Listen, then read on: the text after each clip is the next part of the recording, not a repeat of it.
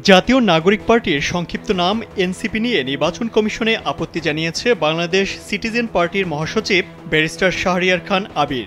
ইসির সিনিয়র সচিবের কাছে এক চিঠিতে এ আপত্তি জানানো হয়, যেখানে বলা হয় কোনো ব্যক্তি, প্রতিষ্ঠান ও স্থানের নামের ভাষাগত দিক থেকে কোনো পরিবর্তন হয় না, তাই সে যে ভাষায় লেখা হোক না কেন।